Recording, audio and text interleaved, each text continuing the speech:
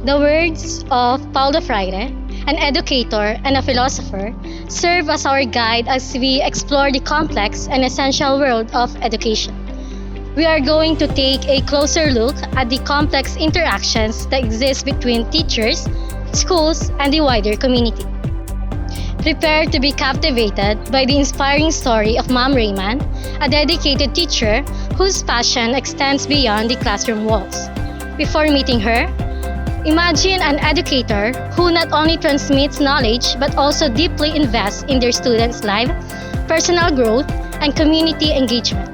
Through this interview, we will go through the 5 fundamental roles a teacher plays: an educator, a mentor, a role model, a counselor, and a community leader. Okay, hi Val. So, I'm Christine May Torres Freeman. So, I'm a graduate of Bachelor of Science in Secondary Education, major in General Science. And currently, I am affiliated at Columban College, Barreto. First off, I do not plan or I did not dream of being a teacher. Actually, my parents, particularly my mother, is the one who pushed me into taking BS Ed, General Science. So initially, I planned to take law as a career. However, because of some personal matters, hindi siya umubra, kumbaga. Ano po yung mga pinagkakaabalahan niyo po or hobbies and interests po aside from teaching? Aside from teaching, so yung sa leisure time, so outside school, kumbaga quality life yung pag-usapan. So sa ngayon, I am enjoying my child kasi nag-iisa lang siya. So kung ano yung mga trip ng aking anak, yun yung aking mga hobbies. Professionally speaking, kapag yung hobbies or interest, fascinated ako, number 1, with research. Tapos ngayon, may bago akong pinagkakabalahan. So aside from preparing some proposals for my student and for the school, kasi at the same time, I'm serving as the research coordinator of Columban College, Barreto. So medyo nagkaroon tayo ng side hustle with Rex Publication. Truly, Ma'am Rayman shines as a passionate educator and dedicated mother.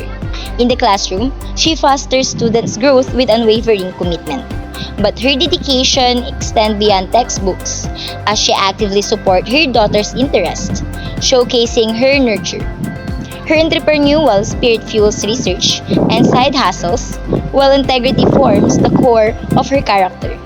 Remarkably, she balanced career, family, and personal pursuit with grace, adapting the education's ever-changing landscape to remain an effective and relevant educator.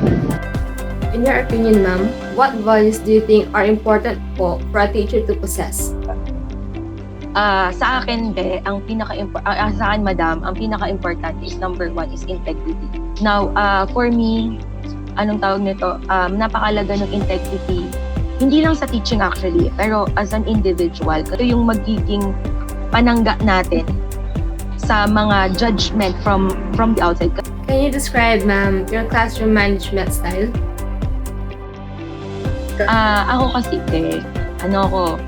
sabihin na nating laissez-faire yung aking style. So, kumbaga, magaang siya, pero at the same time kasi, siguro dahil na rin dun sa na-establish mong rapport with the student na even tayo ay magkatropa, even yung mga language natin is, kumbaga, sabi ko nga yung term na ginagamit ko, nagbabaklaan tayo.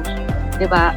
Kapag sa loob ng klase at tayo ay nagdi-discuss, kailangan nandoon yung boundary, yung respect. Ma'am, have you conducted po any research?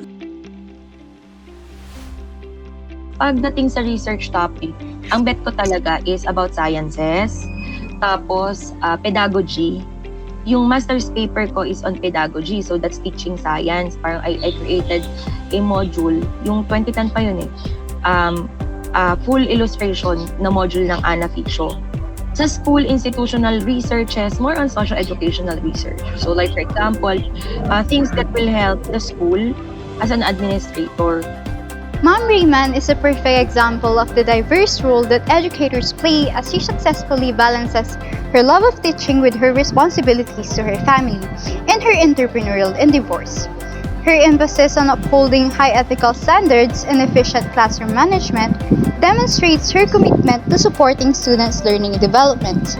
As someone who is dedicated to lifelong learning, she modifies her teaching strategies to meet the needs of a wide range of students, ensuring that they will succeed while also engaging in community outreach and knowledge sharing endeavors to extend her impact beyond the classroom. How do you balance your responsibilities po as a teacher and also po yung involvement po sa like life and extension activities po? Siguro ano na lang, time management at saka prioritization. So, yung salitang prioritization kasi yun, what is highly priority to you may not be high priority to me. Ano siya? Subjective siya. Over career, I will choose my family. I will choose my child. Parang ganyan. So, in-offer sa akin, halimbawa, yung principalship. So, ayoko. Kasi, alam ko mako-compromise yung time ko with my child. Kung kaya naman at hindi mako-compromise yung time ko sa loob ng bahay, parang okay lang ako. Pero pag mako-compromise na yung time, ayoko. Baka naman kasi minsan pwede mong i-meet halfway, tapos ikaw yung mag-a-adjust. Siguro, kung magtatanong ka sa akin na, ma'am, ano pong maipapayo mo sa akin as a future educator? Ako, as my part. Anong tawag nito? Sasabihin ko sa'yo na huwag kang mag-uuwi ng trabaho. Kasi hindi mo rin magagawa yun. Hindi, totoo. Make time na ang work sa loob lang ng bahay. Para makakahanap ka ng jowa. Kasi pag ito nakahanap ng jowa, wala na. 'Di ba? Magiging matandang dalaga ka na lang. Hindi, totoo yun. Dapat alam mong ibabalance yung life mo. As future educators, understanding the community's culture and values is important, and adopting open communication channels and fostering parental involvement are essential strategies in building successful school community relationships. Embracing opportunities for both professional and personal growth, such going to workshops and putting new concepts into practice, can improve our performance of teachers and have a good impact on our career goals. The journey of education is a shared one, where teachers, students, families, and communities come together to build a better future.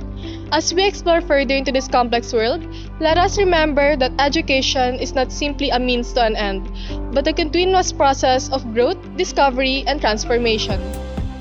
Inspired by Mrs. Raymond's dedication and commitment, let us pledge to be lifelong learners, ethical leaders, and active community members, working hand in hand to unlock the potential within each student and build a brighter future for all.